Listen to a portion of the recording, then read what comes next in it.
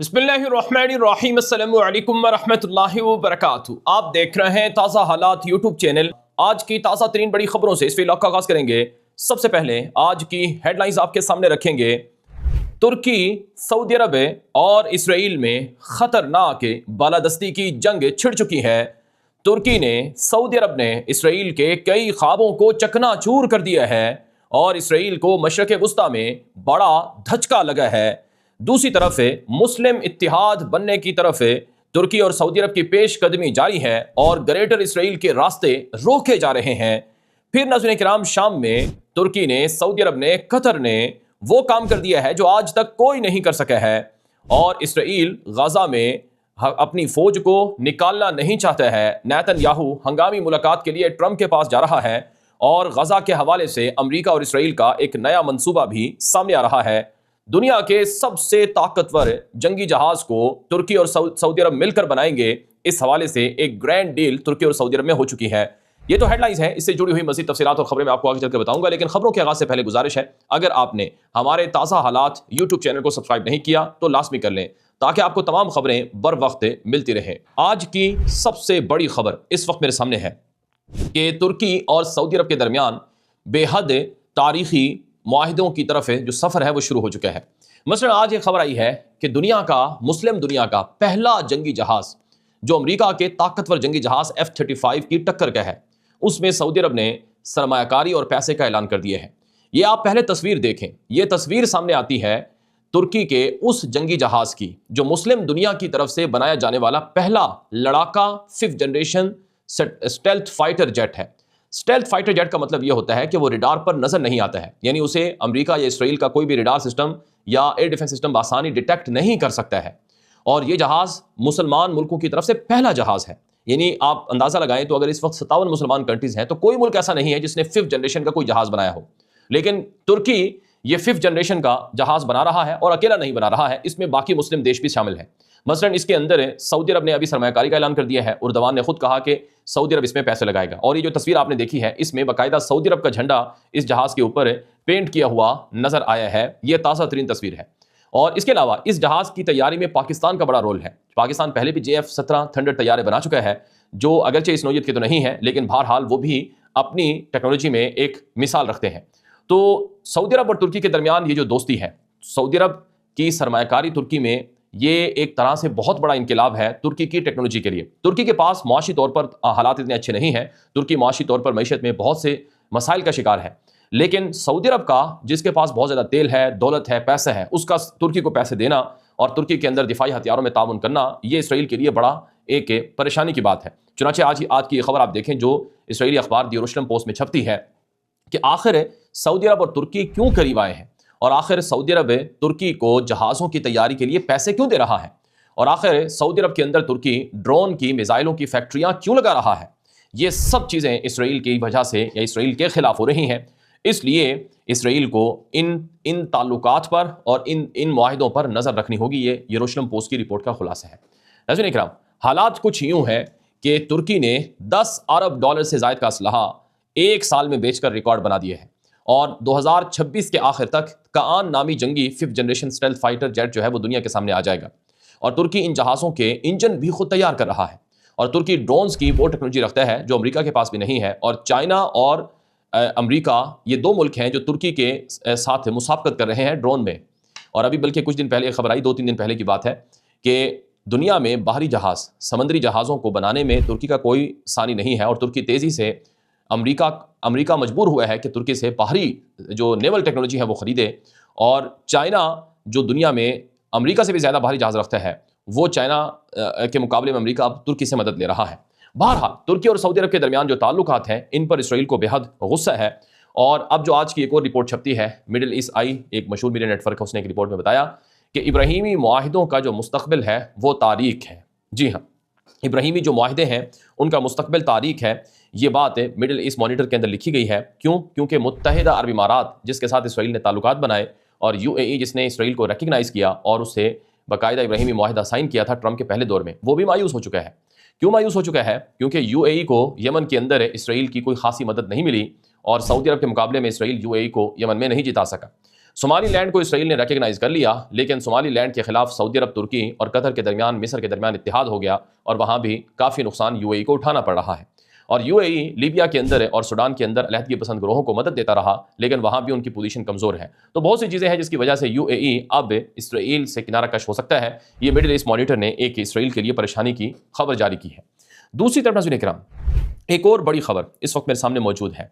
یدیعوت اہرنوت، جو کہ اسرائیل کا مشہور میڈیا نیٹ ورک ہے، اس نے اپنی ایک رپورٹ میں بتایا کہ نیا علاقائی اتحاد جو اردگان، مصر اور سعودی عرب کی وجہ سے بنا ہے، اس نے اسرائیل کے لیے چیلنج پیدا کر دیا ہے۔ جو پولیٹیکل صف بندی میں اب اسرائیل بہت پیچھے ہے، اور اس کے مقابلے میں سعودی عرب، ترکی، قطر، مصر، اردن، پاکستان، یہ جو 5-7 ملک ہیں، انہوں نے مسلم طرز کا پہلا نیٹو اتحاد بنا کر مسلمانوں کو متحد کر کے مشرق وسطیٰ میں اسرائیل کے لیے چیلنج کھڑا کر دیا ہے۔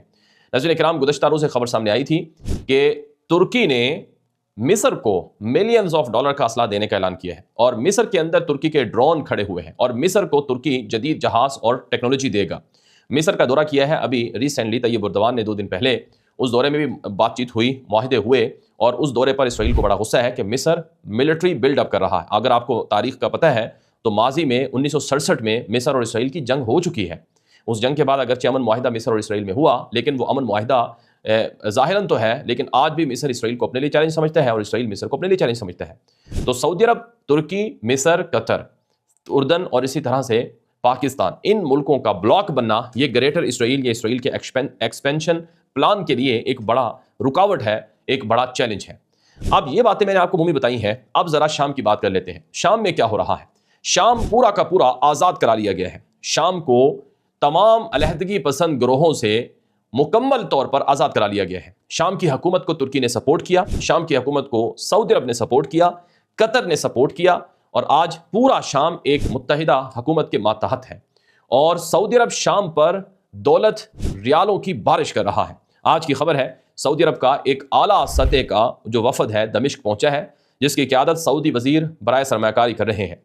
عرب میڈیا کے مطابق یہ دورہ شام کے ساتھ سرمایہ کاری کے شعبے کو تعاون دینے کے لیے ہے، اور شام کے اندر جتنے تیل کے کنویں ہیں، گیس کے کنویں ہیں، ان کو ترکی ری بلڈ کرے گا۔ ترکی وہاں ان کو، ترکی اور قطر اور سعودی عرب، یہ 3 ملک ہیں، سعودی عرب، قطر، ترکی، یہ 3 ملک ہیں جو شام کی تعمیر میں اور شام کے تیل اور گیس کے ذخائر میں بھرپور سرمایہ کاری کر رہے ہیں۔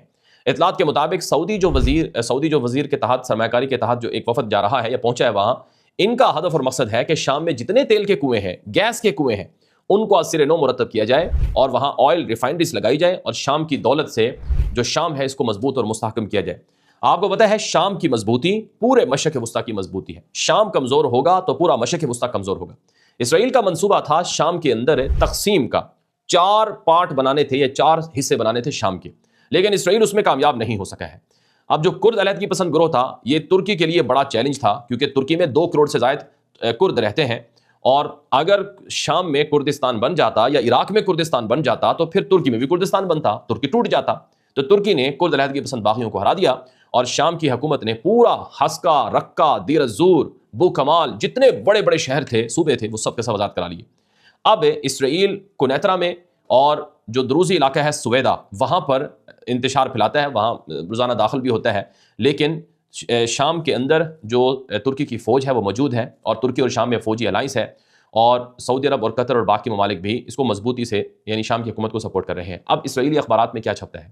یروشلم پوسٹ کی آپ یہ رپورٹیں دیکھیں، جس میں لکھا گیا ہے شام میں سنی الائنس اتنا پاورفل ہو چکا ہے کہ اب اسرائیل کے لیے مستقبل میں بہت بڑا چیلنج ہوگا، اور شام میں سعودی عرب کا آنا، ترکی کا آنا، قطر کا آنا، یہ بھی مستقبل میں اسرائیل کے لیے وجودی خطرہ بنے گا۔ یہ یروشلم پوسٹ کے اندر آرٹیکلز اور مضامین میں یہ باتیں لکھی جا رہی ہیں۔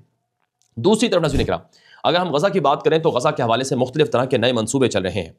اسرائیلی میڈیا بتا رہا ہے کہ نیتن یاہو امریکہ کا دورہ کر رہے ہیں، نیتن یاہو امریکہ کا دورہ کر رہا ہے، اور یہ ٹرمپ سے ملے گا جا کر۔ 19 فروری کو ٹرمپ نے بورڈ آف پیس کا، جو ٹرمپ نے دنیا کے اندر ایک نیا بورڈ آف پیس غزہ کے نام پر بنایا، اس کا پہلا اجلاس بلایا گیا ہے، اور غزہ کے حوالے سے فنڈنگ جمع ہوگی، تعمیر نو کے لیے بین الاقوامی جو ہماری معاونت ہے وہ اکٹھی کی جائے گی۔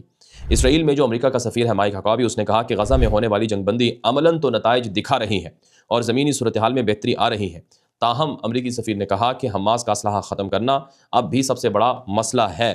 حقابی نے کہا کہ جب تک حماس غیر مسلح نہیں ہوتی امن غزہ میں نہیں آ سکتا ہے۔ دوسری طرف اسرائیلی میڈیا کی ایک رپورٹ کے مطابق اسرائیل خفیہ طور پر غزہ کی پٹی میں سرگرم بعض ملیشیا مسلح گروہوں کو مالی مدد دے رہا ہے اور حماس کے اثر و نفوذ کو کم کرنے کے لیے باغیوں کی حمایت کر رہا ہے۔ اور پھر جنگ بندی کے باوجود اسرائیلی فوج کے غزہ پر حملے جاری ہیں۔ جمعے کے روز غزہ سٹی کے مشرقی علاقے میں ایک رہائشی عمارت کو اسرائیل نے ٹارگٹ کیا اور زیتون محلے کے اندر بھی حملہ ہوا اور روزانہ کی بنیاد پر غزہ کے لوگوں کو ٹارگٹ کیا جا رہا ہے۔ غزہ کے لوگ الجزیرہ کی رپورٹ کے مطابق وہ لبنان طرز کا اسرائیلی سلوک دیکھ رہے ہیں، یعنی جس طرح سے لبنان میں جنگ بندی کے نام پر اسرائیل روزانہ کاروائیاں کرتا ہے، ایسے ہی غزہ میں کاروائیاں جاری ہیں۔ اور اطلاعات یہ ہیں کہ اسرائیل کہہ رہا ہے امریکہ سے کہ غزہ میں جب تک حماس کو ڈسارم نہ کیا جائے، یعنی مکمل طور پر اسلحہ نہ پھینکا جائے، تب تک ہم اپنی فوجیں نہیں نکالیں گے اور غزہ کو نہیں چھوڑیں گے۔